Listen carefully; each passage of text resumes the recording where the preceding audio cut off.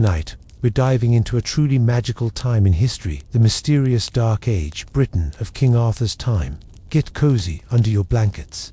Maybe light a soft candle if you'd like, and let the gentle rhythm of this story carry you back through time. I promise, by the end of our journey together, you'll see both the challenges and wonders of this fascinating era in a whole new light. Congratulations, you've just woken up in 5th century Britain, around the year 450. The air feels different, fresher, wilder somehow. There's a cool morning mist hovering just above the ground, and the scent of wood smoke drifts through the air. The good news is that you've arrived in a time of incredible change and fascinating possibilities. The bad news, well, let's just say, this isn't exactly the most peaceful moment in British history. You'll find yourself standing on a grassy hilltop, overlooking a small village nestled in a valley down below. Thatched roof houses cluster together like mushrooms sprouting after rain. Thin trails of smoke rise from their center openings. This is Britain just as the Roman legions have departed these shores, leaving behind a land in transition. For nearly 400 years, Britain had been part of the mighty Roman Empire. The Romans, you know, those people in fancy armor who built straight roads and large baths where they liked to soak and gossip. They had brought order, luxury goods, and a certain way of life that many people had gotten quite used to. But now they're gone. Their legions called back to Rome to deal with troubles closer to home. It happened about 40 years ago. A voice says, beside you. You turn, to find an old man with a weathered face and kind eyes. He leans on a wooden staff and gazes down at the village. I was just a boy when the last Roman soldiers boarded their ships. Some say Emperor Honorius sent a letter telling us Britons to look to our own defense. Others say it was that General Constantine who took our soldiers away for his wars. Either way, they left us. The old man gestures toward the valley. The good news is that we're still here, still living, still growing food and raising our children. The bad news is that without the Roman legions, others have come who want our lands. From this hilltop, you can see how the landscape is divided into small fields with low stone walls. There are sheep grazing on the hillsides, and in some of the fields, you notice people working the land with simple tools. It's a peaceful scene, but there's also a tension in the air, like the feeling before a storm. Who am I? The old man chuckles when you ask. I'm just Cadaquince, a stonemason who worked on the Roman buildings in the town of Corinium. Now I'm just an old man who remembers the old days. Cadak invites you to walk with him down to the village. As you descend the gentle slope, he explains how life has changed since the Romans left. We still use some of their old buildings, of course. Why build new when perfectly good walls stand ready? But many of the finer things are harder to come by. The pottery from Gaul, the olive oil from Hispania, the fine glass vessels. Those trading ships don't come as often as they once did. As you enter the village, you notice immediately how different it is from the Roman towns that once dominated Britain. Gone are the straight streets laid out in grids, the stone buildings with their red tiled roofs, the forums and batho used dot instead. This village seems more organic, with round or rectangular houses arranged in family groupings. Most houses are simple affairs, wooden frames covered with wattle and daub, you know, woven sticks plastered with a mixture of mud, straw, and animal dung. The roofs are thatched with reeds or straw, and in the center is an opening to let the smoke escape from the hearth. Inside, these homes aren't divided into separate rooms like modern houses. Instead, each house is basically one large room where the family lives, cooks, eats, and sleeps together. Come, come, says Cadak, beckoning you toward one of the larger houses at the center of the village. Let's see if Branwen has any of her morning bread to share. Inside the house, the air is warm and fragrant with the smell of baking bread. The floor is packed earth, and in the center burns a small fire in a stone-lined pit. Smoke rises lazily toward the hole in the thatched roof. Around the walls are simple wooden benches and shelves holding pottery containers, wooden bowls, and tools. A woman with graying hair woven into a long braid looks up from where she's tending the fire. This is Bruno, the village's most respected healer and midwife. Her eyes crinkle with welcome as she sees Cadak, and she gestures for you both to sit on the benches near the fire. Breaking your fast, are you? She asks, pulling a flat loaf. From the edge of the fire, she breaks it into pieces, handing you a warm, fragrant chunk. It's coarser than the bread you might be used to, made from barley rather than wheat, but it's delicious all the same, especially when she drizzles it. with a bit of honey from a small pottery jar. Our visitor has come from far away, Kadok tells Branwen, who nods as if the arrival of strangers from distant times isn't all that unusual. Then you'll be wanting to know how we live, she says, settling beside you. It's simple but good. Our life here, we grow our barley and our vegetables. We raise sheep for wool and meat, and keep some cattle. The forest gives us game and honey, berries and nuts in their seasons. You notice that she wears a simple woolen dress dyed a deep blue, with a cloak pinned at the shoulder with a bronze brooch. Around her neck is a leather cord, from which hangs a small cross, evidence that Christianity has taken root in Britain during the Roman years. The old ways and the new flow together like streams joining a river, she says, noticing your glance at her cross. Some follow the Christ, some honor the old gods, and many do a bit of both just to be safe. As you eat, more villagers begin to drop by, curious about the newcomer. They're dressed similarly to Branwen men in simple tunics and breeches, the women in long dresses. Their clothes are made of wool or linen, often dyed with natural colors from plants, blues, greens, yellows, and reds. Most wear leather, shoes or boots, though some of the children run barefoot. A young man named Garand tells you proudly about his work as a blacksmith. I learned from my father, who learned from his, he says. The skill of working iron is precious. We can't make the fine things the Romans once brought, but I can forge a good blade or mend a broken plow. You notice that despite the departure of the Romans, their influence lingers. Some villages use Latin words mixed with their British Celtic language. The pottery, though cruder than Roman wares, still shows some Roman styling. And when Branwen treats a child's cut finger, her knowledge of healing herbs comes from a mixture of traditional wisdom and Roman medical knowledge. As the morning progresses, you help the villagers with their daily tasks. You join women grinding grain between round stones to make flour. You watch men repairing the thatch on a roof, working together with practiced efficiency. Children collect eggs from the chickens that scratch in the dirt between houses, and older boys drive the sheep to pasture. It's not always this peaceful, Kadok tells you as you help him mend a wooden fence. That's why most of our villages are built on higher ground now, with ditches and earth banks for protection. The good news is that we can see enemies coming. The bad news is that they still come. He explains how the departure of the Romans left Britain vulnerable. From across the eastern sea come the Saxons, he says, his voice lowering. Tall, fierce warriors with axes and long knives. Some say the British leaders invited some as mercenaries to help fight against the Picts and Scots who raid from the north. But now more come, bringing their families, looking to settle on our lands. The worry in his voice is clear, and you begin to understand why this period would later be called the Dark Ages. It's not that culture or learning disappeared entirely, but that the orderly Roman world had given way to something more uncertain, more dangerous. But we have hope, says a strong voice behind you. You turn to see a tall young man with broad shoulders and clear, intelligent eyes.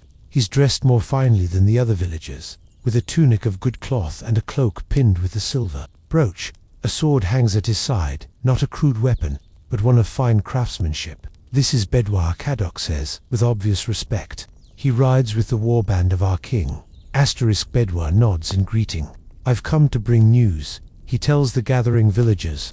Our lord has won a great victory against the Saxon raiders near Ben Hill. Their ships have been driven back to the sea. A cheer rises from the villagers, and you feel their relief like a physical thing.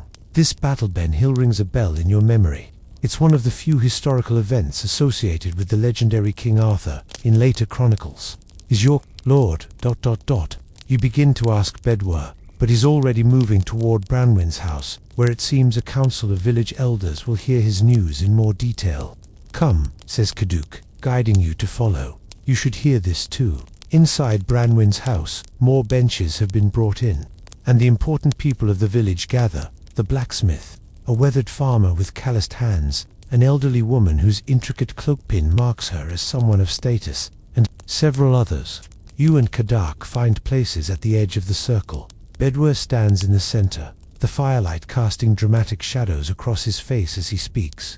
Our lord, the bearer of Britain, the Dux Bellorum, the leader of battles, has proven again why the tribes chose him as High King. You feel a tingle of excitement. The bear our lord led the charge himself, Bedouin says with pride. His sword flashed like lightning in the rain, The Saxons broke before him, and those who could fled back to their ships. You notice how Bedwyr never actually names this lord, this bear of Britain. Perhaps the name Arthur came later, or perhaps it was a title rather than a name. Historians have long debated whether Arthur was one real person, a composite of several leaders, or purely a legend. But in this moment, in this village, the people clearly believe in their protector. After the formal news, the meeting breaks up into smaller conversations. You listen as Bedwyr answers questions from the villagers. Yes, their lord's fortress at Cadbury is being strengthened with new EARTH works. The Saxon leader called El has not been captured, but has retreated to his settlements in the east. Yes, warriors from loyal villages would be welcome to join the High King's warband, especially those with their own weapons and horses. As evening approaches, the village prepares for a modest feast to celebrate the good news. A pair of geese are roasting over the communal fire pit at the village center. Women bring out loaves of bread, wooden bowls of peas, potager, thick soup of dried peasant, crocks of ale made from fermented barley. The ale is served in wooden cups or pottery mugs, and you notice it's weaker than modern beer, safer to drink than water from streams that might be contaminated, and a valuable source of calories and nutrients for hard-working people. The feast is simple by modern standards, but to these villagers, it's a joyful occasion. As darkness falls, someone produces a small harp, and songs begin, some in British Celtic, some in Latin. The songs tell of brave deeds in battle, of the old Roman days, of the Christian saints who brought their faith to Britain, and of the old gods of hill and stream, who some still honor in secret. Bedwyr sits beside you at one point, and speaks in a lower voice. "You're not from any tribe, I know," he says, studying your face. "Your speech is strange, your manner different, yet Caddoc vouches for you, and he's a wise man." You ask him more about his lord, this possible Arthur figure, trying not to seem too eager or too knowledgeable about a future where this leader would become the stuff of legend. "My lord is a man of both worlds," Bedwyr says thoughtfully. "His grandfather was Roman, a commander of cavalry. His mother's people were of the old royal line of the Dumnoni tribe. He was educated by Christian monks, but honors the old ways, too." He describes a leader who has united many of the British tribes under his banner to stand against the Saxon incursions. He's not a king in the old sense, claiming power through blood alone. The tribal leaders chose him for his wisdom in council and his courage in battle. He takes counsel from many, from warriors, from Christian priests, from the old druids who still keep the ancient knowledge. You ask about Camelot, about a round table of knights, about Merlin the wizard, the elements of Arthurian legend that would develop over the centuries. Bedwyr looks puzzled at some of these questions. "My lord holds his court at the old hill fort at Cadbury," he says. "It's a strong place, with new walls of earth and timber reinforcing the ancient ramparts. As for a round table," he laughs, "our lord does insist that when the tribal leaders meet in council, they sit in a circle so that none may claim precedence over others." "Is that what you mean?" And Merlin, Bedwyr's expression grows more serious. "There is a wise man who advises my lord Merlin. He's called, some say he's a Christian monk who studied in Rome. Others whisper he's one of the old druids. He knows the stars and the healing plants. He remembers the old histories and the bloodlines of the tribes. But a wizard," he shrugs. "The Christ priests would call such talk sinful." As the evening deepens, the celebration grows quieter.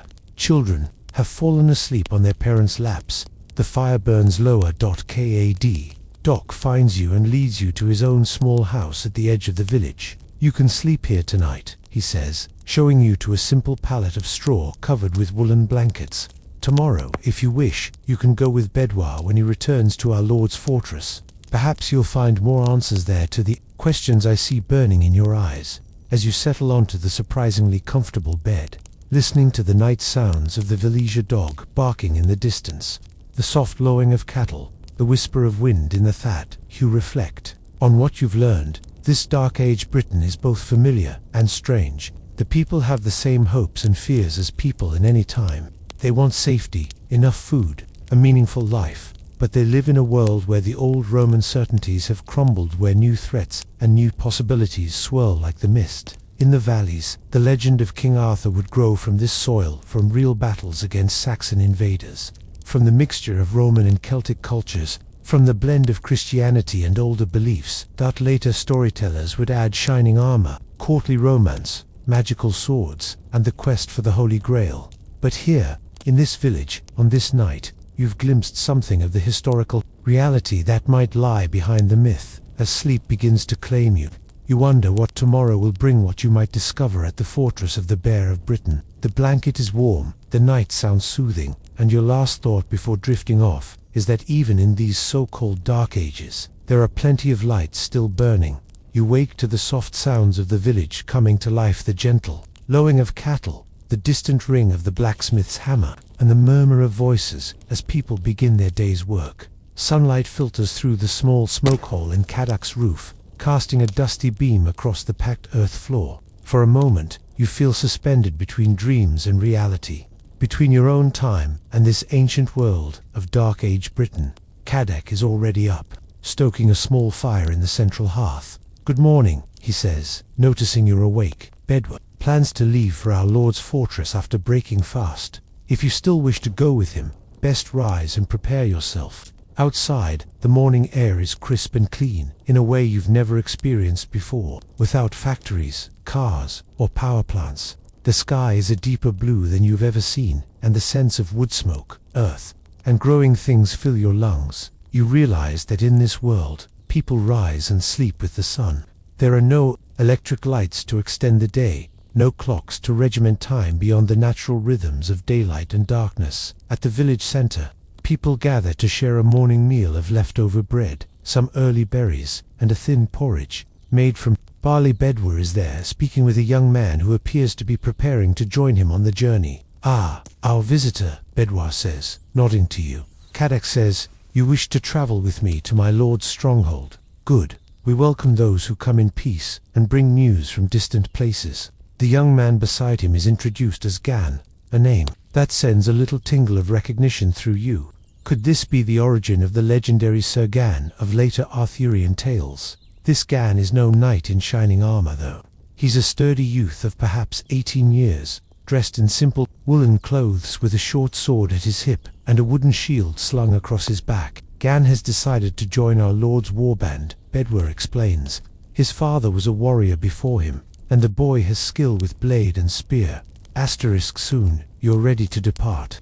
The villagers gather to bid farewell, with Branwyn pressing a small pouch of dried herbs into your hands.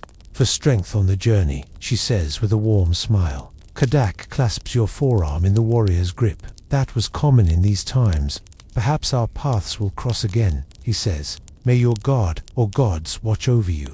Until then, your journey begins on foot, following old trackways that wind through valleys and forests. We'll meet horses at the next village," Bedwar explains. "My lord keeps mounts stationed at friendly settlements for his messengers." As you walk, the landscape of 5th century Britain unfolds around you. It's both familiar and strange. The rolling hills, the woodlands, the meadows are in the same places they'll be in your time, but their character is entirely different. The forests are deeper and more extensive, covering much of the land that will later be cleared for agriculture. These are ancient woodlands of oak, ash, birch, and hazel, teeming with life, deer, wild boar, wolves, and countless birds. "The forest gives us much," Bedwar says, noticing your gaze. "Wood for our houses and our fires, game for our tables, honey from the wild bees, nuts and berries in their seasons. The monks say their God made the forest for man's use, but the old wisdom teaches that we are part of it, not its masters." You pass occasional fields where farmers work the land with simple tools, wooden plows, sometimes tipped with iron, pulled by oxen, wooden rakes, and hoes, sickles for harvesting grain. The fields are small by modern standards, often surrounded by earth banks or rough stone walls. The good lands near the villages are worked in common, Gan explains. Each family has their strip to tend, but all help with the plowing and harvesting. You notice that the crops are different from modern farms. There's barley and some wheat, but also spelt rye and oats. Between the planted fields are row areas where livestock graze, mostly sheep and some cattle smaller than modern breeds. Around midday, you stop by a clear stream to rest and eat some of the provisions Branwyn packed: hard bread, dried meat, and a small clay pot of honey. As you eat, Bedwar points ou Murden was born to the north among the Vodadine tribe. Bedwar says his mother was a wise woman, his father a bard who knew all the old stories. When the Christ priests came to their village, Murden learned their wisdom to their writing, their knowledge of distant lands. Some say he studied in the great library at Iberacum before the Saxons took the city. This blend of druidic knowledge and Christian learning might explain how the historical Murden evolved into the wizardly Merlin of later legends. In this transitional period, the old Celtic wisdom was merging with Christian teachings, creating a unique cultural blend. As the day progresses, you arrive at a larger village where horses await. These are not the massive destriers of later medieval knight stories, but smaller, hardier mounts similar to modern ponies. They are sure-footed and tough, well-suited to the rough terrain of 5th century Britain. Mounted now, you make better time traveling along what remains of an old Roman road, though unmaintained for decades. The Roman engineering was so sound that parts of the road are still usably raised causeway of packed gravel and stone cutting straight across the landscape. The Romans built well, Bedwar acknowledges. Their roads, their walls, their fortresses, much still stands. My lord says, we should learn from them, take what was good in their ways, while holding to the best of our own traditions. As you ride, Bedwar points out places of interest, a distant hill fort from the old days before the Romans, the ruins of a Roman villa now partially dismantled as villagers repurposed the stone, a sacred spring where people still leave offerings, crosses now mingling with the older Celtic tokens. By late afternoon, you begin to climb higher, following a ridge that offers expansive views of the surrounding countryside. In the distance, you can see what appears to be a large hill, with terrace earthworks circling its summit. Even from here, you can make out movement on those ramparts, people going about their business, guards patrolling the walls. Cadbury Bedwar says with evident pride, the stronghold of our Lord, the Bear of Britain. As you draw closer, you realize that what appeared to be a natural hill is actually an ancient fort, its defenses recently strengthened and expanded. Multiple rings of earthen ramparts circle the hill, creating tiered defenses. Wooden palisades top these earthworks, and at the main entrance, substantial timber gates stand open, guarded by men with spears and shields.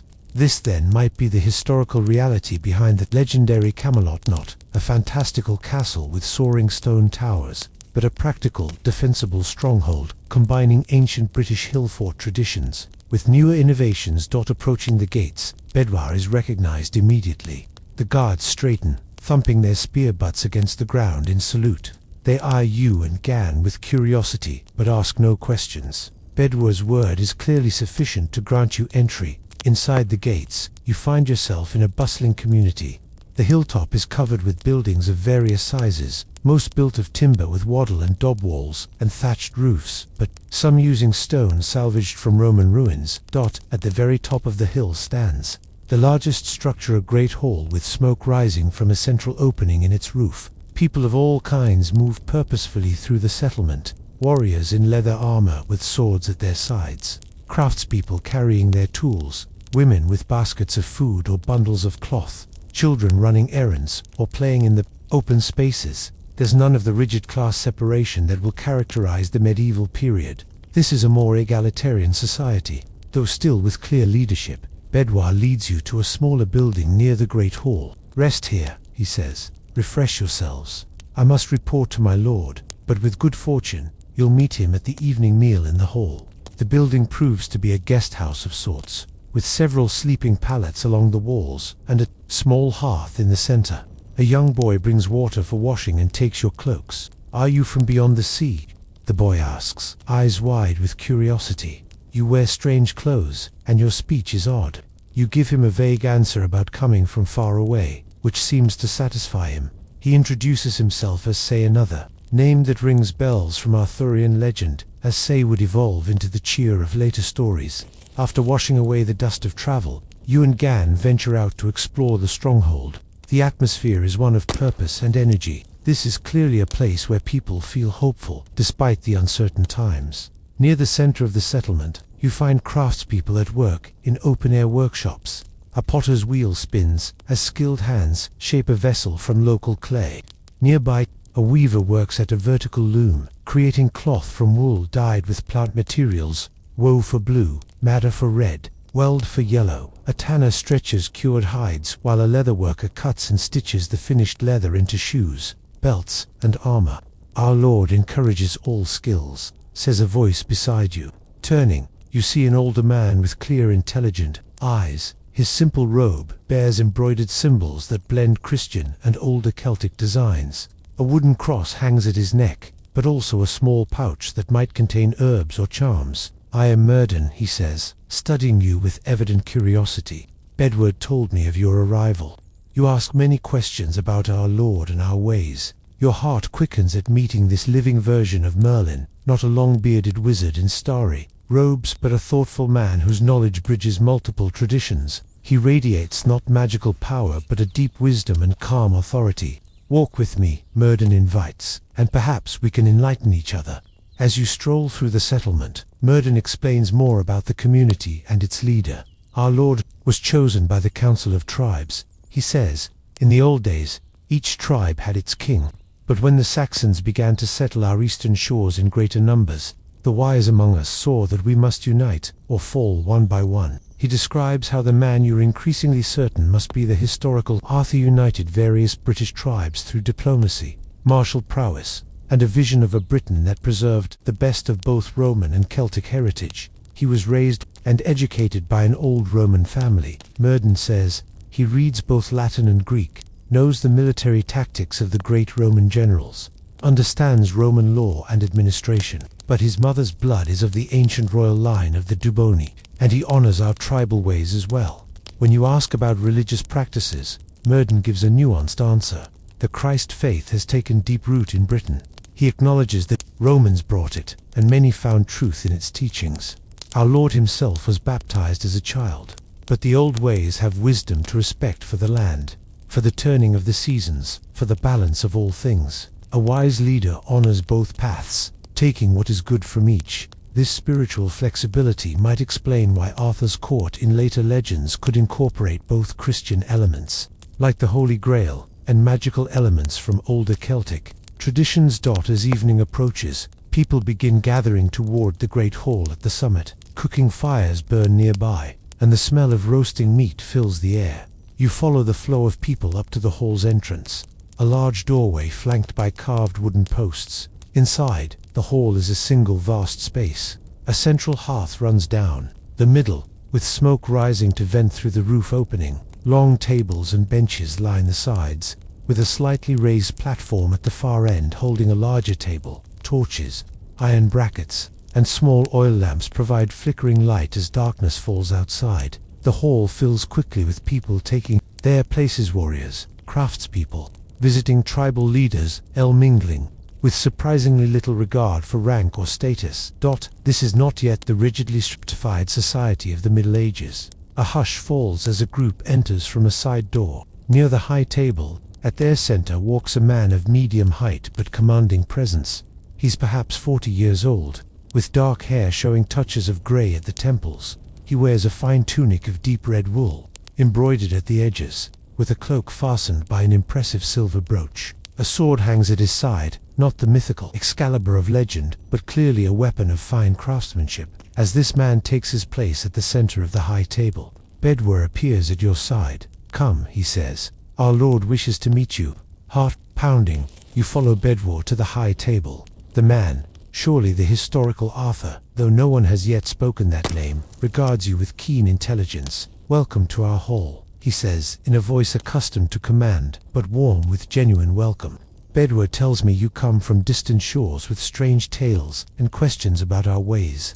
Before you can respond properly, there's a commotion. At the hall's entrance, a warrior staggers in, blood seeping from a wound in his side. My lord, he gasps. Saxons and ships at least 20 landing near the old Roman port. They've burned the fishing village at the river mouth and are moving inland. The hall erupts in shouts and questions. The leader raises a hand, and silence falls immediately. How many warriors? He asks, his voice calm but urgent. Several hundred at least, the messenger replies, led by a chief in a helm with raven wings. The leader nods thoughtfully, then begins issuing clear, concise orders. Warriors are to prepare to ride at first light. Messengers will be sent to allied villages to gather more fighters. Supplies must be readied for the campaign. As the hall buzzes with purposeful activity, the leader turns back to you. "It seems our conversation must wait," he says with a small smile. "War calls, as it so often does in these troubled times. But join us at our table tonight and tomorrow if you wish. Ride with us to see how we defend our lands against those who would take them."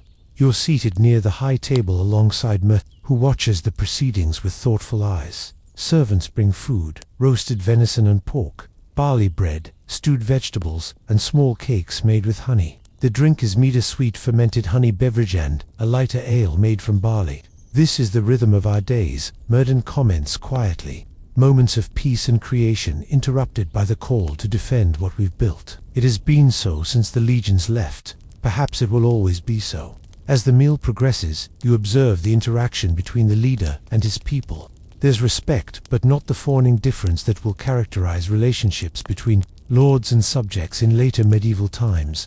He listens to the counsel of tribal elders, battle-hardened warriors, and craftspeople with equal attention. When a dispute arises between two men over ... who should lead a particular warband, he settles it with wisdom and fairness. "He has created something rare here," Murden says. "Following your gaze, not just a warband or a tribal kingdom, but a community where all contribute according to their skills and all have voice in council. The Romans had their assemblies, and the tribes had their councils. Our Lord takes the best of both traditions." You notice that around the high tables sit representatives of different tribes and regions, some with the dark features common to the original Britons, others with the lighter hair that might indicate some Roman ancestry. They're men and women alike, each apparently respected for their wisdom or skills. Is that ... Is that the origin of the Round Table? You ask Murden in a low voice. He looks at you with renewed curiosity.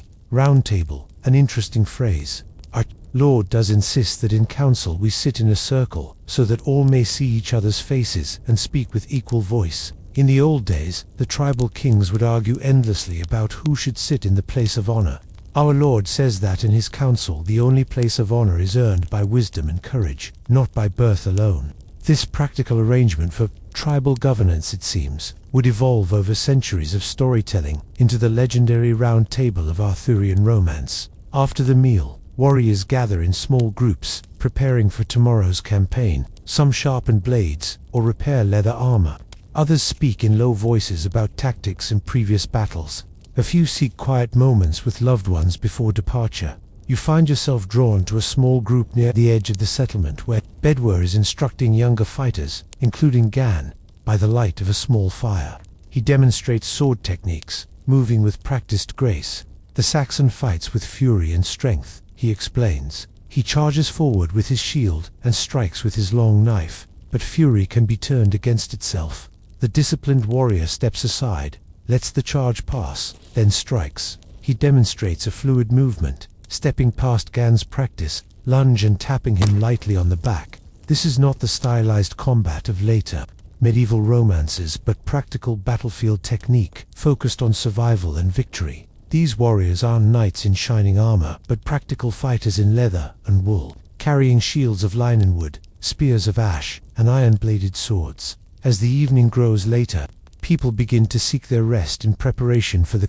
early departure. You return to the guest house, where pallets have been prepared with surprisingly comfortable bedding, wool and blankets, stuffed with clean straw. Though you lie down, sleep proves elusive. Tomorrow, it seems, you'll witness a dark age battle, perhaps one of the very conflicts that would eventually be recorded in the sparse historical accounts of this period, and later expanded into the legendary battles of King Arthur. Through the smoke hole in the roof, you can see stars brighter and more numerous than in your light-polluted modern world. They're the same stars that have watched over humanity for countless generations, silent witnesses to the rise and fall of empires, to moments of greatness and terrible darkness. In this liminal space between wakefulness and sleep, between your own time and this ancient world, you reflect on what you've learned. The historical reality behind the Arthurian legends seems both more ordinary and more remarkable than the medieval romances would suggest. No magical sword Excalibur here, no wizardly spells from Merlin, no knights in shining armor, but something, perhaps more impressive, real people fighting to preserve their way of life. to build something lasting in a time of great uncertainty. The soft sounds of the stronghold settling for the night eventually lull you toward sleep. The distant murmur of voices, the occasional bark of a dog, the whisper of wind through thatch. Your last conscious thought is anticipation of what tomorrow will bring, a glimpse, perhaps, of how the battles of a Dark Age warlord would transform through centuries of retelling into the glorious victories of the once and future king. You're awakened before dawn by the sounds of the stronghold, preparing for war. The low murmur of voices, the clink of weapons being gathered, the nickering of horses. For a moment, you lie still, remembering where you are, a guest house in a hill fort in 5th century Britain, about to witness events that might form the historical basis for the Arthurian legends. Outside, the eastern sky shows just the faintest lightning, stars still bright overhead, the air cool and misty, carrying the scent of cook fires and damp earth. People move through the pre-dawn darkness with purpose, their faces serious but not panicked. This, you realize, is a community accustomed to threat and response. Bedwir appears at the guest house door. Our Lord says you may ride with us if you wish, he says, not in the battle line of course, but with the observers on the ridge. Few from distant lands have seen how we fight to defend our homes. You agree readily, curious to witness history unfolding before your eyes. Bedward nods and gestures toward a small cookfire where people are gathering to break their fast. Eat, he advises. We have a long ride ahead, and none can say when we'll next have leisure for food. The pre-battle meal is simple but hearty. Barley porridge sweetened with honey, hard bread, and strips of smoked meat. A woman moves among the warriors with a large pottery jug, pouring a thin ale into wooden cups. This morning drink isn't for intoxication but for calories and liquid, important for men about to exert themselves in battle. As you eat, you observe the warband preparing. These aren't the knights of later medieval romance, but something more, akin to the Celtic warriors of earlier times, blended with elements of Roman military discipline. Some wear leather armor reinforced with metal plates, others wear mail shirts, thousands of interlocked iron rings that offer good protection against slashing weapons. Most have iron helmets, many clearly repurposed from old Roman designs. Their weapons are practical and deadly iron-bladed spears, with ash shafts, swords of various designs, small throwing javelins, and round shields made of wood covered with leather or linen. Some carry bows, though these appear to be hunting weapons pressed into military service rather than the specialized war bows of later centuries. Looking at these Dark Age warriors, you can see elements that would evolve into the heavily armored knights of later Arthurian tales. But the reality here is more pragmatic, more rooted in the necessities of survival. The leader, the man who might be the historical Arthur, emerges from the great hall, already dressed for battle in a mail shirt that gleams dully in the growing light. His helmet bears no crown but is distinguished by a band of bronze around the rim. At his side hangs his sword in a leather scabbard reinforced with bronze fittings, not the magical Excalibur of legend, but clearly a weapon of excellent craftsmanship. He moves among his warriors, speaking briefly with various group leaders, checking preparations with the calm efficiency of an experienced commander. You notice how the warriors straighten when he approaches, eager for his approval, but not cowering in fear. He leads through respect, not terror. Murden stands nearby, watching the preparations with thoughtful eyes. Unlike the wizardly Merlin of later stories, he wears no magical robes, but simple wool garments with some embroidered symbols. A leather satchel hangs at his side, containing herbs for healing. You guess not magical potions. Will you join us on the campaign? You ask him. Murden nods. I go where our Lord goes, he says. My knowledge of herbs can mend wounds, and sometimes my counsel aids in understanding our foes. And you, Bedwir, you say, you'll observe from the ridge. When you confirm this, Murden studies you with those penetrating eyes. Good. Watch carefully then. What you witness today is not just as you ride out through the gates of the stronghold. The sun peaks above the horizon, burning away the morning mist and revealing a landscape of rolling hills, patches of ancient forest, and small cultivated fields. The column moves at a steady pace, following old trackways that wind across the countryside. We go to the river crossing near the old Roman port, explains one of the elders riding beside you, a weather-beaten man named Geraint. If the Saxons wish to move inland, they must cross there. Our Lord plans to meet them at the ford. The strategic thinking is sound. Rather than allowing the invaders to push deeper into British territory, the defenders will confront them at a natural choke point where the Saxons' numbers won't be as advantageous as you ride. Geraint shares his knowledge of the Saxons. They come from the Eastern Sea, he says, pointing toward the distant coast. Their homeland is cold and often flooded, so they seek new lands. Some were invited as mercenaries generations ago to help defend against the Picts and Scots from the north, but more came bringing families looking to settle. He describes the Saxon culture as different from the Romano British, more tribal, less influenced by Roman ways. They have their own gods, their own customs, he explains. Some learn our ways and live peacefully alongside us, but others, he gestures, toward the horizon where you're headed, come with fire and sword, taking what they want. By midday, your group has covered considerable distance. The terrain has changed, becoming flatter as you approach the river valley. In the distance, you can see a thin column of smoke rising, evidence, perhaps, of the village the messenger mentioned being burned. The warband stops to rest briefly in a sheltered valley. Food is distributed, more hard bread, dried meat, and some early summer berries gathered along the way. The warriors check their equipment one last time, speaking in low voices about the coming battle. You notice young Jay sitting somewhat apart, his face serious as he sharpens his sword with practiced movements. Approaching him, you see a mixture of excitement and fear in his eyes, natural emotions for anyone facing their first major battle. I keep thinking of my father, Gon says when you sit beside him. He died fighting the Saxons 3 summers ago. He taught me the sword from the time I could lift one. I hope, he pauses, swallowing hard, I hope I bring honor to his memory today. Throughout the journey, you've observed how this society views warfare. It's not the romanticized chivalric combat of later Arthurian tales, but neither is it viewed as glorious in itself. Rather, it's seen as a grim necessity, a duty to protect home and family. Warriors gain respect, not for killing, but for preserving their communities through courage and skill. The rest period ends all too quickly, and soon you're riding again, now with greater urgency. As scouts return with news that the Saxon force is indeed heading toward the river crossing.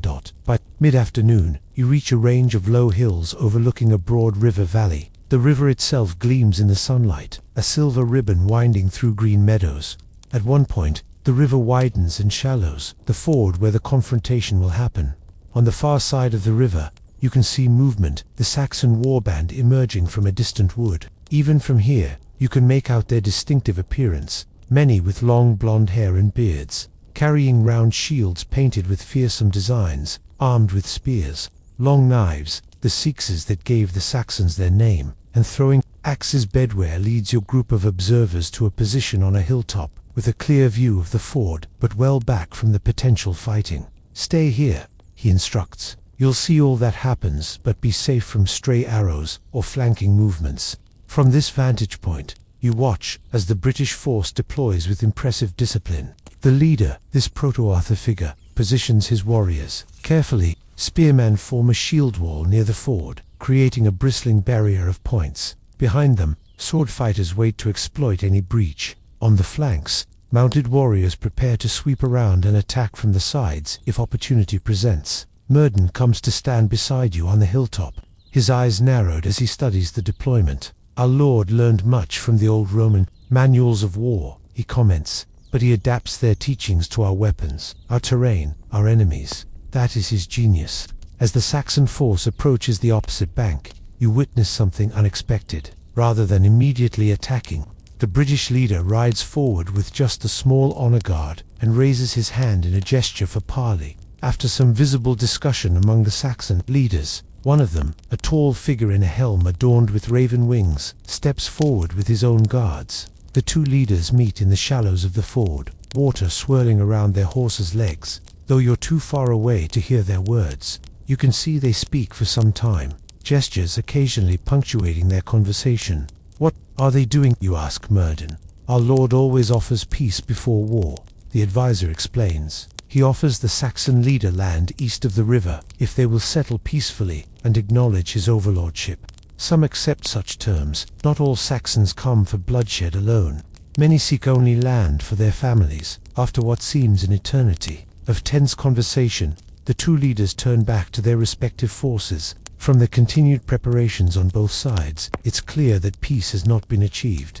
The Saxon wants more than our Lord can give, Murden sighs. So now blood must speak where words fail. What follows is not the choreographed combat of later Arthurian romances, but the harsh reality of Dark Age warfare. The Saxons advance across the ford in a wedge formation, shields overlapping, voices raised in a rhythmic chant that carries clearly across the valley.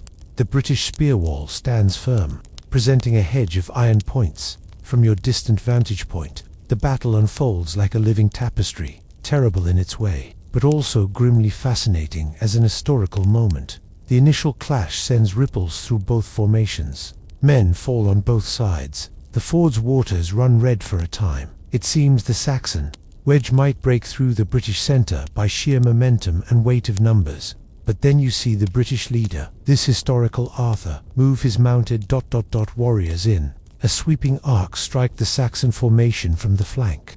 The maneuver works brilliantly. Caught between the spear wall to their front and mounted warriors on their flank, the Saxon formation begins to crumble. Individual combats break out across the ford, and on both banks warriors grappling in the mud, the clang of weapons carrying clearly in the afternoon air. Through it all, you can track the British leader by his distinctive helmet and the banner carried nearby, a red dragon.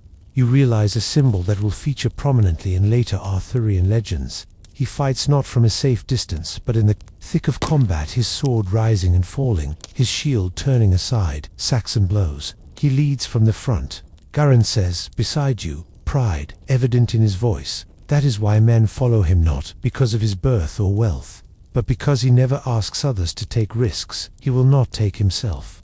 The battle's tide turns decisively when the Saxon leader, he of the raven-winged helm, falls in single combat with the British commander. You can't see the details from this distance, but a great cry goes up from the British fighters, and the Saxon formation dissolves into a fighting retreat.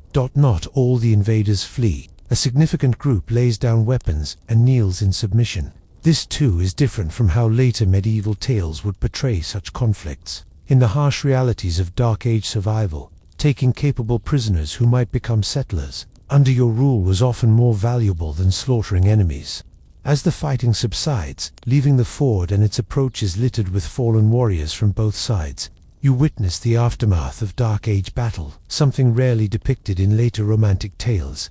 The wounded are gathered by comrades. Healers, including Murden, move among them, applying herbal poultices, binding wounds, sometimes performing the grim task of ending suffering that cannot be relieved. You notice the British leader moving among his wounded men, speaking to each, clasping hands or shoulders in recognition of their sacrifice. He shows similar respect to wounded Saxon prisoners, ensuring they receive care alongside his own men. This compassion toward defeated enemies might help explain how, in later centuries, Arthur would be remembered not just as a successful warlord, but as an exemplar of noble kingship. As evening approaches, a temporary camp is established on the British side of the ford. Fires are lit, sentries posted against any renewed attack. The dead are gathered for burial. British warriors to be returned to their home settlements for proper rites. Saxons dead to be buried in a common grave, with whatever rituals their surviving countrymen deem appropriate. You're permitted to join Murden as he works among the wounded, applying his knowledge of herbal medicine. His methods blend practical Roman medical knowledge with older Celtic healing traditions. For pain, he uses extracts of willow bark, a natural source of the same compound found in modern aspirin. For preventing wound infection, he applies pulp of garlic, honey, and certain molds, practices that foreshadow modern antibiotic treatments. The Romans knew much of healing, Murden explains as he works, but our own wise women and healers preserved older knowledge too. Both traditions have value. You notice that while Murden works, he often murmurs what sound like prayers or charms, some invoking Christ as healer, others seeming older, perhaps addressed to Celtic deities of healing, like Again, this blend of traditions characterizes the transitional nature of Dark Age Britain. As darkness falls completely, you join a small gathering around one of the fires. The British leader is there, his armor removed to reveal a simple tunic, now stained with blood and mud. A minor wound on his forearm has been bandaged. He accepts a wooden cup of mead with a nod of thanks, his face showing the fatigue of battle but also quiet satisfaction at the day's outcome. Murden sits beside him, speaking in low tones. You catch fragments about the Saxon prisoners, arrangements for wounded warriors, plans for the next day's march back to the stronghold. This isn't mystical counsel from wizard to king, but the practical advice of an experienced advisor to a military leader.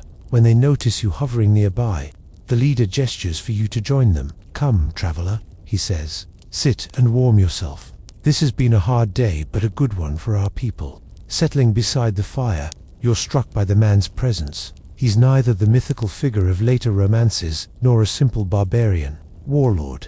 Instead, you see someone educated in Roman ways, but deeply connected to his British tribal roots, a leader trying to preserve what's valuable from the past, while adapting to the harsh new realities of a post-Roman world. When you carefully ask about his background, confirming what you've heard from others, he nods. "My grandfather was a Roman officer," he explains, "commander of cavalry along the northern frontier. He married a woman of the Brigantes tribe. My father served Rome too until the legions were recalled. He taught me Roman letters, Roman tactics, but my mother was of the royal line of the Dabini, and from her I learned the old stories, the old ways." You realize you're hearing the life story of someone who might well be the historical Arthur, not the magical king of medieval romance, but a real Dark Age leader whose accomplishments would, over centuries of retelling, transform into legendary deeds. "The Saxons call me Artorius Bearkiller," he continues with a small smile, "because of a bear pelt I wore in my first battle against them. My own people shortened it to Artus or Art. Names matter little. What matters is that our people survive these dark times." This casual comment electrifies you. Here perhaps is the origin of the name Arthur, battle title that would eventually become inseparable from the legend. As the evening deepens, warriors gather around various fires, sharing food and drink, treating wounds, remembering fallen comrades. You witness the communal grieving rituals of this society, not stoic silence, but open expression of loss through shared stories, songs commemorating brave deeds, and ritual toasts to those who've fallen. "They fight fiercely, but not for glory alone," Murden observes, following your gaze to a group of warriors singing a low, haunting melody. "They fight for their families, their homes, their way of life. That is why they follow our Lord, because he fights for the same things, not for personal power." Later, as the camp settles for the night, you find yourself unable to sleep, despite the day's excitement. You wander to the edge of the camp, where sentries keep watch against any renewed Saxon threat. The night is clear, stars brilliantly visible, in a way rarely seen in your light-polluted modern world. One of the sentries, an older warrior with a deeply scarred face, nods and acknowledges your presence. "Cannot sleep?" he asks. "That's common after battle, even for those who only watched." He introduces himself as Borson, other name that will feature in later Arthurian tales. When you ask how long he has followed the leader, he chuckles. "Since I was barely more than a boy, leading my first warband against Saxon raiders, 15 years now at least. I've seen him grow from a brave but reckless youth to the leader he is today." Bors describes campaigns against various Saxon groups, battles against Pictish raiders from the north, and even conflicts with other British tribes reluctant to join the alliance. "Not all our own people welcomed his vision at first," Bors explains, "and some tribal kings preferred their independence even, if it meant eventually falling one by one to the Saxons." His account helps you understand how this historical leader, whether named Arthur or something else, created a briefly unified British resistance against Saxon expansion, an achievement that would, later, be romanticized into the glorious realm of Camelot. Will we defeat them all in the end? Bors muses gaze toward the eastern horizon, where Saxon settlements lie. Who can say? They are many, and more come each year. But while our Lord lives, we hold them back, maintaining something of the world we knew before. This realistic assessment matches the historical record. The Saxon advance was temporarily halted in the late 5th and early 6th centuries, possibly due to British resistance under a leader like Arthur. But it would eventually continue until much of what is now England fell under Saxon control. Returning to the main camp, you pass by where the leader sits in quiet conversation with Murden and a few other advisors. Their discussion appears serious, not just about tomorrow's return, march, but longer-term strategies for defending British lands and preserving their way of life. You realize you're witnessing leadership in its most fundamental form, not divine right of kings from later eras, but authority earned through competence, courage, and care for one's people. This, perhaps more than any magical sword or mystical quest, explains why the memory of Arthur would endure through centuries. He represented the ideal of just leadership in uncertain times. As you finally settle back onto your sleeping mat, wrapped in a woolen blanket against the night's chill, your mind whirls with all you've witnessed today. You've seen the historical reality that might underlie the Arthurian legends, not knights in shining armor on noble quests, but practical fighters defending their homes, not magical battles against fantastical foes, but the grim necessity of warfare in an age of migration and change. Not a mythical king touched by divine favor, but a skilled leader uniting diverse peoples against a common threat. The stars wheel slowly overhead, the same stars that have watched over Britain through Roman occupation, Saxon invasion, Viking raids, Norman conquest, and beyond. In the gentle rhythm of breathing from sleeping warriors nearby, in the soft crackle of banked fires, in the occasional whinny of tethered horses, you find a connection to this distant past that's more immediate and real than any romantic tale. Sleep comes at last, bringing dreams not of mythical quests and magical swords, but of the people you've met: Bedware, the loyal warrior; Myrddin, the wise advisor; Gan, the young fighter honoring his father's memory; and the leader himself, this possible Arthur, whose real deeds would someday transform into legend. In their faces, their words, their actions, you've glimpsed the human reality behind the myth, and somehow that makes the story all the more powerful. Morning comes with the calls of birds and the soft movements of the camp awakening. Your sleep, despite the hard ground beneath you, was surprisingly deep, perhaps the result of yesterday's excitement and emotional exhaustion. Opening your eyes, you see the sky lightening from deep blue to the soft pink of dawn. Wisps of morning mist rise from the river where yesterday's battle was fought. The camp is already active, with warriors packing equipment, healers checking bandages on the wounded, and cooks preparing a simple morning meal. The practical efficiency of these people continues to impress you. There's no wasted motion, no unnecessary ceremony, just the focused activity of a community that understands its purpose. "Good morning," says a now familiar voice. Turning, you see Myrddin approaching with 2 wooden cups of steaming liquid. He hands one to you, an infusion of mint and honey. He explains it refreshes after sleep and settles the stomach before travel. The warm drink is pleasant, and as you sip it, Myrddin explains the day's plans. "We return to the stronghold by a different route," he says, "slower to accommodate our wounded, but it allows us to pass through several allied settlements to spread news of the victory." Indeed, you soon observe a different rhythm to this day's journey. The warband moves at a deliberate pace, with wounded warriors transported on improvised stretchers, carried between horses, or supported on mounts led by companions. The Saxon prisoners, 30 men who surrendered during yesterday's battle, walk in a loose group, guarded but not bound or mistreated. "What will happen to them?" you ask Bedware, who rides nearby. "They have sworn oaths to our lord," he explains. "Some will be ransomed back to their people east of the river.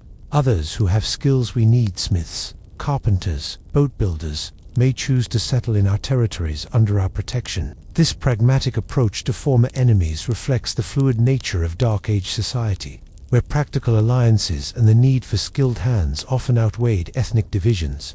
It helps explain how, over generations, Saxon and British communities would gradually integrate in some regions. As the column advances through the morning, you notice how the leaders constantly send scouts ahead and to the flanks. "The Saxons are not our only concern," Bedware explains when you ask about this vigilance. "Some British tribes to the west remain hostile to our lord's authority, and always there are outlaws and bandits who prey on travelers." By midday, your group approaches a small settlement nestled in a sheltered valley. Unlike the village you first visited, this one has more substantial defenses: a ditch and earth bank topped with a wooden palisade.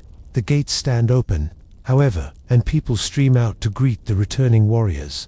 News of the victory has somehow preceded you, probably carried by fast-riding messengers dispatched during the night. The welcome is joyous, with women and children running to embrace returning fighters, elders nodding in approval, and the settlement's leaders stepping forward to formally greet. The man you now know might be called Arturius, the possible historical Arthur, The column halts here for several hours, allowing the wounded to rest and everyone to enjoy a proper meal. The villagers bring out their best food: freshly baked bread, roasted meats, early summer vegetables, and mead in clay cups. It's a modest feast by modern standards, but represents significant generosity from people who live close to subsistence. During this rest period, you observe how information spreads in a society without printing or mass communication. The leader speaks formally to the village elders, providing a factual account of the battle. Meanwhile, warriors share their experiences with relatives and friends, embellishing some details while downplaying others. A youth with a small harper, bard in training, you realize, moves among the groups, listening intently, occasionally asking questions. He gathers the stories Murden explains, following your gaze to the young bard. He will shape them into songs and tales to be remembered when written words are few. In time, this battle will join others in the songs of our Lord's deeds. You're witnessing, you realize, the very process through which historical events transform into legend, the first steps in the long journey from a real Dark Age battle to the mythical conflicts of later Arthurian tales. While in the village, you also observe more of the practical crafts that sustain life in this era. Women spin wool into thread using simple drop spindles, a technology unchanged for thousands of years. Others weave the thread into cloth on upright looms. Men work leather into shoes, belts and armor, or carve wood into bowls, spoons, and tool handles. What strikes you most is how few possessions people own compared to modern times. Each item represents significant labor and is made to last until it wears out, then repaired if possible, and finally repurposed when repair is no longer feasible. Nothing is wasted, and craftsmanship is valued highly. A small girl approaches you shyly, holding out a small wooden doll, her most precious possession. You guess. When you admire it, her face lights up. My father made it, she explains proudly. He's a woodcarver. He's making me a new one because I'm growing too big for this one. This simple interaction reminds you that, despite the vast differences in material culture, the emotional lives of these people, their family bonds, their pride and skills, their small joys remain recognizably human. As the day progresses, you witness another important aspect of Dark Age Britain, the religious practices that reflect a society in spiritual transition. The village has a small Christian chapel, a simple timber building with a cross mounted above its door, but near the edge of the settlement stands a sacred spring, surrounded by stones, clearly a site of worship predating Christianity. When some of the wounded are brought to this spring for its healing waters, you notice how the attendants blend practices, making the sign of the cross, while also leaving small offerings of food or flowers at the spring itself. No one seems troubled by this mixing of traditions. The Christ faith grows stronger each generation, Murden comments, observing your interest. The Romans brought it, and many find truth in its teachings. But the old ways, new things. Tuther, healing powers of certain places, the turning of the seasons, the balance of all living things. A wise person honors both paths. This spiritual flexibility helps explain how elements of older Celtic beliefs, magical wells, enchanted landscapes, supernatural beings would later intermingle with Christian elements in Arthurian legends. By mid-afternoon, your group is ready to continue the journey. The leader thanks the village elders for their hospitality, promising to send them iron tools and salt, valuable commodities, in appreciation. As the column reforms, you notice that a few village youths have joined the warband, eagerly accepting the chance to travel to the main stronghold and perhaps become warriors themselves. The afternoon's journey takes you through varied landscapes, open meadows where sheep graze, patches of ancient forest, and occasionally past the ruins of Roman villas or way stations, their stones partially reclaimed by nature or repurposed for newer, simpler buildings. Many great Roman works still stand throughout our lands, Bedwar tells you. Roads, bridges, walls, buildings, we use what we can, but much of their knowledge has been lost. Our smiths cannot make steel of the same quality. Our masons cannot cut stone with such precision. Our potters cannot create such fine wares. This sense of living amid the remnants of a more sophisticated civilization helps explain the nostalgic quality that would later infuse Arthurian legends. The sense of a golden age lost, a civilization in decline, trying to preserve what it can of former glories. As evening approaches, the column reaches another allied settlement. this one built directly on the foundations of an abandoned Roman fort. The square outline of the old Roman walls is still visible, though the current wooden palisade follows only part of the original perimeter. Within, Dark Age buildings, mostly timber and thatch, stand alongside the stone remains of Roman structures. After another welcome and another meal, simpler this time, as this settlement has less to share, you witness an evening gathering quite different from the previous night's tired camp. Now that the danger has passed and the wounded are being cared for, there's time for storytelling and music. In the central space of the settlement, villagers and warriors gather around fires. As darkness falls, the young bard you noticed earlier produces his harp and begins to play his fingers, drawing surprisingly complex melodies from the simple instrument. He sings in the British Celtic language, though occasionally Latin phrases appear in his verses. Murden translates quietly for you. He sings of past battles, of great leaders who defended our lands against invaders. He weaves our Lord's victory yesterday into the longer tale of our struggles since the legions left. You're witnessing oral history in action, the preservation and transmission of cultural memory through song and story. This tradition, you realize, would eventually preserve the memory of leaders like Artorius long after their deaths, gradually transforming historical events into the legendary tales that would become the Arthurian cycle.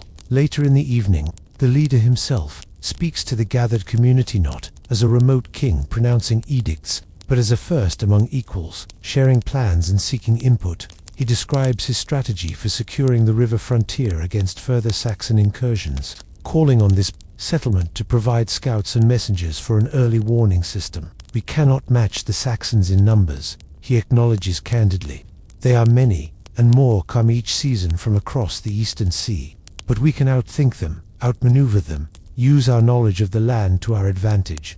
His practical approach to defense, focused on realistic goals rather than grandiose visions of total victory, helps explain how British communities managed to halt the Saxon advance for a time, creating the historical circumstances that would later be romanticized as Arthur's glorious realm. When the formal meeting concludes, smaller groups form around the fires. You find yourself seated with Myrtin, young Gan sporting a bandaged arm from yesterday's battle, and several local elders, eager for news from other regions. Their conversation reveals much about the challenges of this era, not just external threats from Saxons, Picts, and Irish raiders, but internal struggles to trade has diminished since Roman times, making certain goods scarce. Knowledge is being lost, as fewer people can read the Latin texts preserved in monastery libraries. Disputes between tribes flare up despite the leaders' efforts at unification. It was easier in some ways under Rome, admits one grey-haired elder.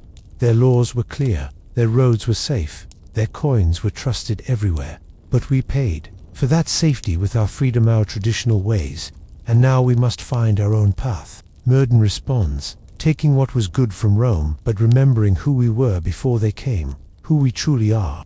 This tension between Roman and Celtic, between past and future, between different visions of Britain's destiny, would become a central theme in later Arthurian tales, expressed through conflicts between characters representing different values and traditions. As the evening progresses, you notice the leader sitting somewhat apart, deep in conversation with a travel-stained messenger who must have arrived while you were distracted. Their expressions are serious, their gestures suggesting disagreement or concern. Trouble? You ask Murden quietly. Always, he sighs. News from the northern territories suggests the Pictish tribes are raiding again across the old Roman wall, and some of our own chieftains in the western highlands grow restless under our lord's authority. This constant pressure from multiple directions, Saxons from the east, Picts from the north, internal divisions among the British themselves, helps explain why any unification achieved by a leader like Artorius would prove temporary. The historical reality was more complex than later legends would suggest, with no simple division between good and evil, no clear path to lasting victory. As people begin to seek their sleeping places for the night, you witness a small, tender moment that humanizes these historical figures. The leader, despite his obvious fatigue, takes time to visit each of his seriously wounded men, speaking quietly with them, clasping hands or touching shoulders in reassurance. You see how his warriors look at him with genuine devotion, not forced deference. He remembers every name, Bedwar says, appearing beside you. knows their families, their villages, their skills and hopes. That is rare in a great leader. This human connection, this compassionate leadership, might explain why the memory of a Dark Age warlord would persist and evolve into the noble King Arthur of later legends, not just his military successes, but his character as a leader who cared for his people. Finding your assigned sleeping place in a simple guest house, you settle onto a straw-filled mattress, pulling a woolen blanket against the night's chill. Through the smoke hole in the roof, stars are visible, the same constellations that these people know by different names, that guide their planting and harvesting, that feature in their stories of gods and heroes. Sleep comes, more icily tonight, but brings vivid dreams, fragments of all you've witnessed, merging with images from Arthurian legends you've known since childhood. In your dreams, the practical, Dark Age warrior Artorius transforms gradually into the mythical King Arthur, his leather armor becoming shining plate mail, his hill fort evolving into the fantastic towers of Camelot. You see how, over centuries of retelling, historical events could take on magical qualities, how real people could become larger than life. You wake briefly in the deepest part of the night, the settlement silent around you except for the soft tread of night sentries and the occasional call of an owl.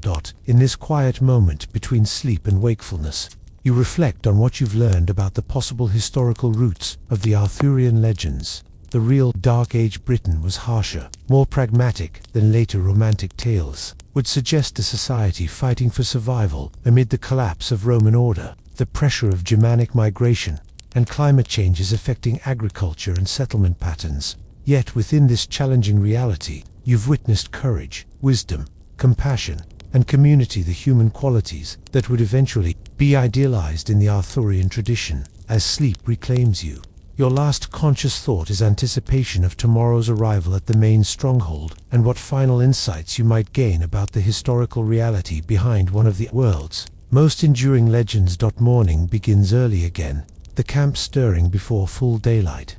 After a simple breakfast, the column forms for the final leg of the journey back to the hill fort stronghold that might be the historical kernel of legendary Camelot.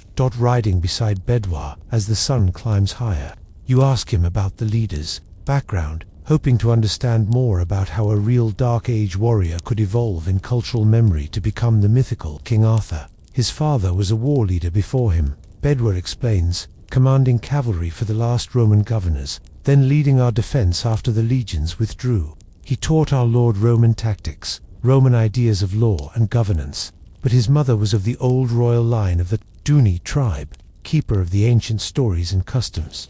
Our Lord draws strength from both traditions. This dual heritage, Roman and Celtic, would become a defining characteristic of the Arthur figure in later legends, representing the blending of different cultural influences in post-Roman Britain. As you ride through the morning, you pass small farms and hamlets where people pause in their work to raise hands in greeting to the returning warband. You notice how the land is worked, fields divided into strips, plowed with simple tools drawn by oxen, planted with barley, wheat, oats, and vegetables. It's subsistence farming for the most part, each community producing what it needs, with little surplus for trade. Near midday, you crest a hill and see in the distance the distinctive outline of the stronghold, the concentric rings of earthworks circling the hill, the wooden palisades, the great hall at the summit. After days of travel and battle, the sight clearly lifts the spirits of the returning warriors. The final approach to the stronghold is marked by ceremony. Sentries on the outer walls spot the column and sound horns to alert the community. People stream from the gates to welcome the returning fighters. As you enter the settlement, you're swept into a scene of joyous reunion. Families embrace returning warriors. Children dart between adults, excitedly asking about the battle. Elders nod in approval at the news of victory. The wounded are gently helped toward the healing houses, while the Saxon prisoners are led to quarters where they'll be housed until their fate is decided. Through it all, you observe the leader, man called Artorius, the possible historical Arthur, moving among his people with natural authority, tempered by genuine connection. He isn't set apart by elaborate trappings of royalty, or treated with fawning deference. His leadership seems based on earned respect rather than inherited privilege. As the initial excitement of the return subsides, practical matters take precedence. A council is called in the Great Hall to discuss the implications of the battle, the disposition of the Saxon prisoners, and strategies for securing the frontier. You're invited to attend, perhaps as a courtesy, to a guest who has shared in the campaign's dangers. Inside the Great Hall, a large fire burns in the central. Hearth smoke rises to vent through the hole in the thatched roof. The leader sits not on an elaborate throne, but on a simple wooden chair, slightly elevated on a small platform. Around him gather representatives of different communities and interests, tribal elders, war leaders, craft masters, and a few women whose bearing suggests they hold positions of respect and authority. This gathering, you realize, might be the historical seed from which the legendary Round Table would grow, not a formal order of knights, but a council where different perspectives were heard and valued. The discussions are practical and direct. Reports are given about Saxon movements in other areas. Supplies are allocated for rebuilding the burned village near the river. Arrangements are made for integrating those Saxon prisoners who wish to settle under British authority. Throughout, you notice how decision-making is neither wholly democratic nor strictly hierarchical. The leader clearly has final authority, but seeks consensus when possible, listening to contrary views with genuine consideration. This balance of strong leadership with collaborative governance might explain why the Vartha figure would later be remembered as both a powerful king and the head of a fellowship of equals. As the council concludes, with tasks assigned and plans agreed upon, you find yourself reflecting on what you've witnessed during your time in this Dark Age world. Behind the romantic Arthurian legends of later centuries, you've glimpsed a more complex and, in some ways, more compelling reality, a society in transition, fighting for survival while trying to preserve what was valuable from its dual Roman and Celtic heritage. The real achievement of leaders like the historical Artorius wasn't establishing a fantastic realm of chivalry and magic, but something perhaps more impressive, holding together a fragmenting world, preserving knowledge and culture that might otherwise have been lost, and giving their communities a chance to adapt and survive through extraordinarily challenging times. This, you think, is the true once and future king, not a mythical figure who would someday return from Avalon, but the enduring human capacity for courageous, compassionate leadership in times of great uncertainty. That legacy lives not in magical swords or fantastic quests, but in the ordinary courage of people facing change and challenge with determination and hope. After the council disperses, you find yourself with an unexpected invitation. Min approaches. His manner is warm but somehow more formal than before. Our Lord wishes to speak with you privately. He says he has questions about your homeland, your journey, your purpose here. You follow Min to a smaller building adjacent to the Great Hall, perhaps the leader's private quarters. Unlike the communal spaces you've seen so far, this room shows evidence of more personal use. A simple wooden table holds scrolls and writing implements, evidence that literacy, while rare, hasn't vanished entirely in this post-Roman world. Herbs hang drying from the rafters, filling the air with their fragrance. A fine wool tapestry depicting a hunting scene adds both decoration and insulation to one wall. The man you've come to think of as the historical Artorius, the Bear of Britain, sits beside a small fire, his expression thoughtful. He gestures for you to join him on a bench while Murden remains standing nearby. For a moment, none of you speak. The only sound is the gentle crackling of the fire and distant voices from outside. You have traveled with us, watched us fight, listened to our counsels, the leader finally says, yet you remain a mystery, stranger. You dress differently, speak differently, know things you should not know, and ask questions about matters few would think to question. His tone isn't accusatory but curious, even respectful. This isn't an interrogation but an invitation to share, leader to leader, across a gulf of understanding that feels wider than just culture or language. With careful words, mindful of not disrupting history more than your presence already has, you explain that you come from a distant time, drawn by curiosity about this pivotal age when the old Roman order was fading and something new was taking shape. You mention that in your time, stories are told of a great leader who united Britain against Saxon invaders, stories that have grown and changed over centuries. Rather than dismissing this fantastic claim, Artorius listens with surprising openness. Perhaps in an age where boundaries between natural and supernatural remain fluid, where Christian miracles and older magical beliefs coexist, the idea of a traveler from the future isn't entirely implausible. And these stories of this leader, he asks finally, what do they say of him? What manner of man did they claim he was? You hesitate, wondering how much to reveal. Finally, you speak of a just king who united warring factions, who fought to preserve civilization against barbarian threats, who gathered the best and bravest around him in common purpose. You mention a magical sword, a mystical advisor, knights, on quests for sacred objects, keeping descriptions general enough that he might not recognize himself directly in these legends. Artorius listens intently, occasionally exchanging glances with Merlin. When you finish, he is silent for a long moment, gazing into the fire. Stories change in the telling. He says finally, deeds grow greater, men become more than men. The everyday transforms into the miraculous. It is the way of things. Merlin nods in agreement. The bards must make their songs memorable, their tales compelling. Few would gather to hear of the mundane struggles we faced, the broken harvest tools, the leaking roof thatch, the endless diplomacy with quarrelsome chieftains. So the sword becomes magical, the victory more complete, the leader more perfect than any mortal man could be. There's no bitterness in their acceptance of how history becomes legend, only a pragmatic understanding of how memory and storytelling work. They seem to recognize that the transformation of truth into myth serves a purpose, preserving core values and aspirations even as factual details blur. What matters, Artorius continues, is not whether future generations remember my name correctly, or the exact battles I fought, or the true nature of my counsels. What matters is that they remember the struggle itself, to preserve knowledge, to maintain justice, to build community in broken times. His wisdom strikes you deeply. This man, whether the historical Arthur or not, understands that his personal legacy is less important than the values he embodies.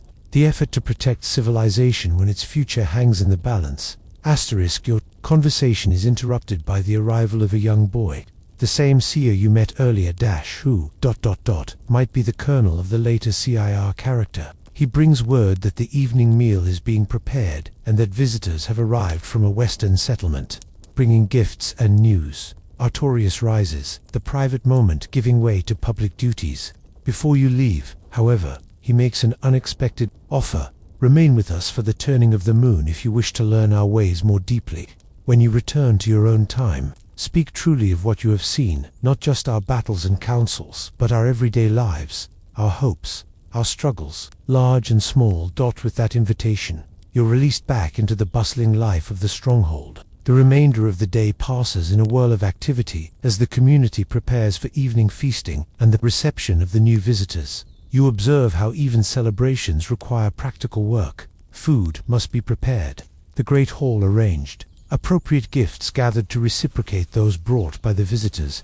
As twilight approaches, you find yourself helping a group of women preparing bread for the feast. They've incorporated you into their work without fuss, showing you how to knead the coarse dough made from locally grown barley and spelt. Their conversation flows around you, discussions of children and households mixed with astute observations about tribal politics and community needs. You realize that women in this society, while occupying different roles from men, hold significant influence. They manage households, practice healing arts, preserve cultural knowledge through stories and songs, and often oversee food production, arguably the most crucial aspect of survival. Some, like Branwyn from the village where you first arrived, serve as respected community leaders and advisors. This more balanced gender dynamic helps explain why women in Arthurian legends, Morgan Le Fay, the Lady of the Lakewood, plays such significant roles. Unlike the often marginalized female characters in other medieval tales, the evening's feast brings together the entire stronghold community. The great hall blazes with light from torches and the central hearth.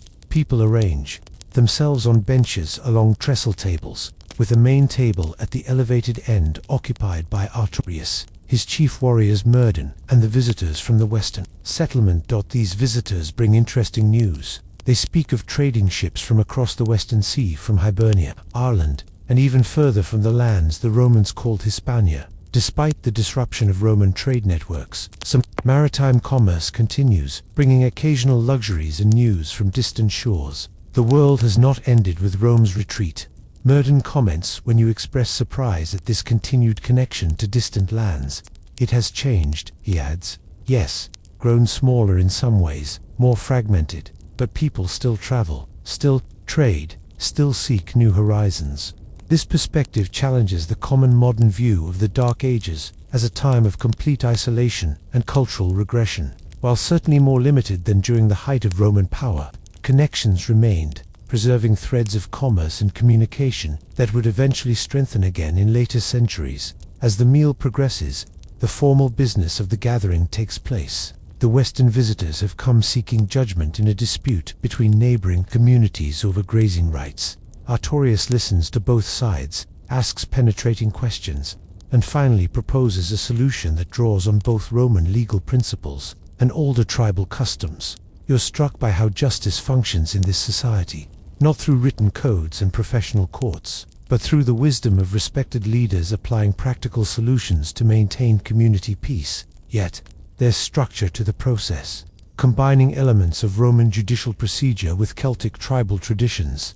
After the formal business concludes, the evening turns to entertainment. A bard from the Western settlement performs his harp skills, clearly respected even in this martial community. He sings tales of heroes from the distant past, figures from Celtic mythology like Cuillin and Bran the Blessed, but also more recent stories, including accounts of Roman generals who defended Britain against earlier invasions. Most interestingly, he performs a new composition about yesterday's battle at the river crossing.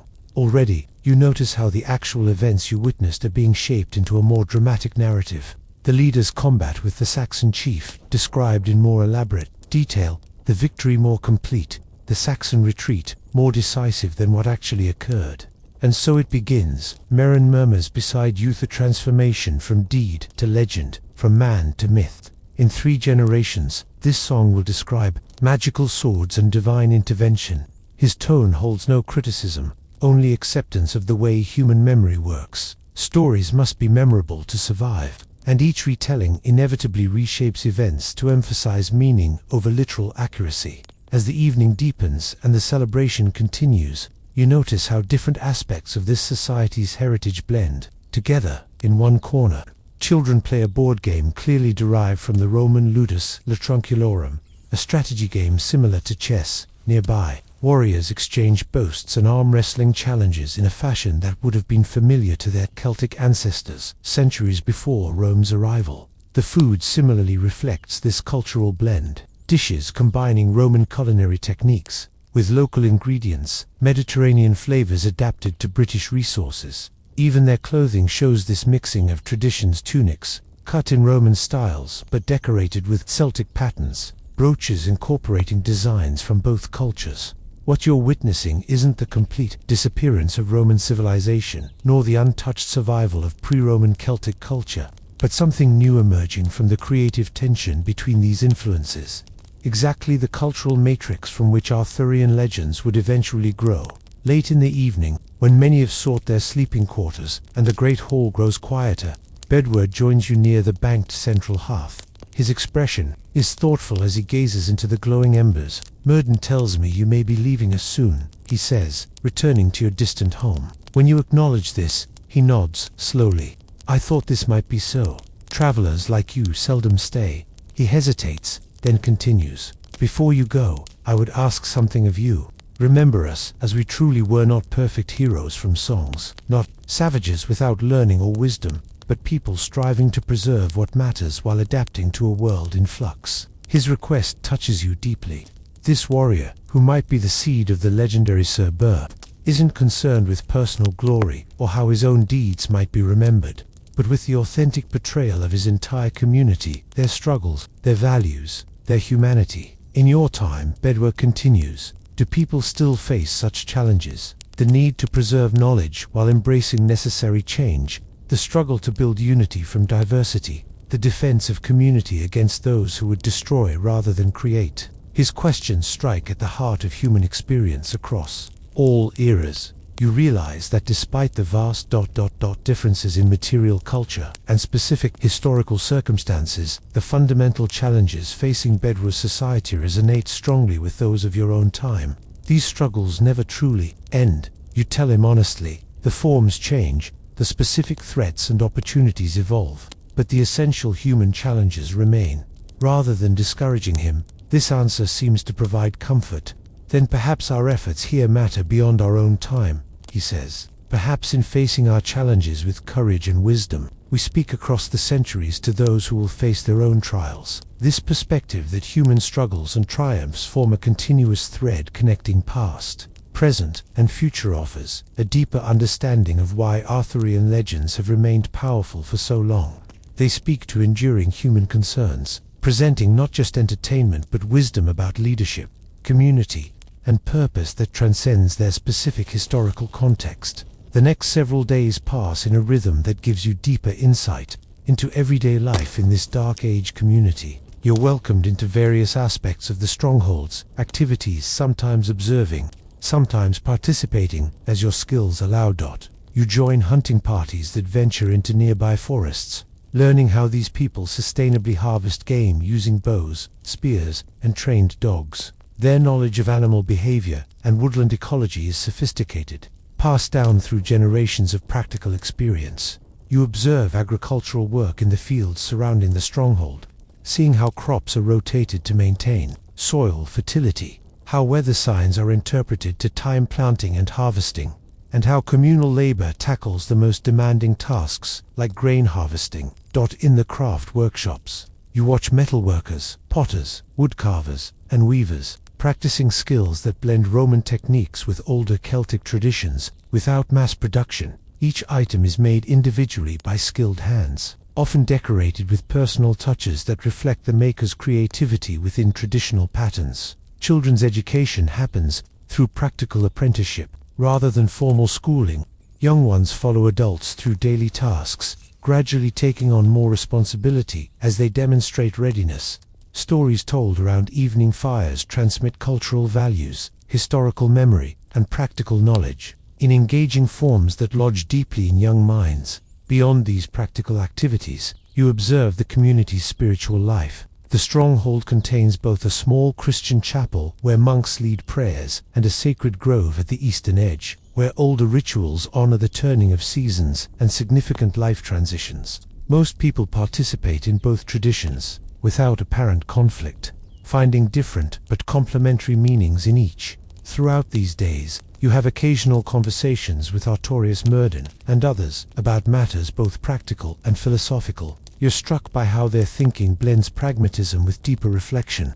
They must focus on immediate survival needs, yet they also ponder larger questions about purpose, justice, and the future beyond their own lifetimes. One evening, you find Mirren at the top, the stronghold's highest point, gazing at the stars. When you join him, he points out constellations, naming them in both Latin and the older Celtic terms. His knowledge of astronomy is impressive, a blend of Roman scientific understanding and traditional Celtic star lore. The heavens remind us that patterns endure, even as individual lights are born and die, he says. So too with human knowledge. Human societies. Rome has fallen from Britain, but not everything Rome brought has been lost. What matters survives, transforms, finds new expressions. This capacity to integrate different traditions, rather than seeing them as mutually exclusive, seems central to the cultural resilience of Dark Age Britain. It helps explain the hybrid nature of Arthurian legends, which would eventually incorporate elements from Roman, Celtic, Christian, and even later Norman traditions. As your time in this world nears its conclusion, you find yourself drawn to the children of the stronghold, knowing they represent the generation who will preserve and transmit the memory of these times. You sit with them during evening story sessions, watching their faces as they absorb tales of Roman generals, Celtic heroes, Christian saints, and recent victories by their own leader. A particularly bright girl of perhaps 10 years asks you for stories from your homeland. Careful not to reveal too much, you nonetheless share some simpler tales that might resonate across the centuries. She listens with intense concentration, then nods seriously. "I'll remember your stories," she promises. "I'll tell them to my children, and they to theirs." In that moment, you understand viscerally how oral tradition works, the human chain of memory stretching across generations, preserving knowledge and wisdom, even without written records. It's not perfect. Details change, contexts shift, meanings evolve, but the essential core persists, binding human experience across time. On your final evening, Artorius hosts a smaller gathering in the Great Hall, just his closest advisors, Key warriors, and you, the atmosphere is contemplative rather than celebratory. These people sense that you'll soon depart, and there's a desire to share final thoughts to ensure that what matters most about their world will travel with you. An older woman named Grain, perhaps the seed of the character who would become Arthur's mother in later legends, speaks of the importance of remembering women's single quotes as ...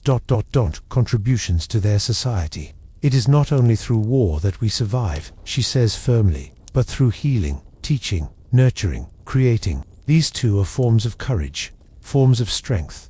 A warrior named Kais speaks of the honor code that guides their fighting. We do not war for glory alone or for plunder, he insists. We fight to protect what cannot protect itself. Our children, our elders, our knowledge, our sacred places. A warrior without purpose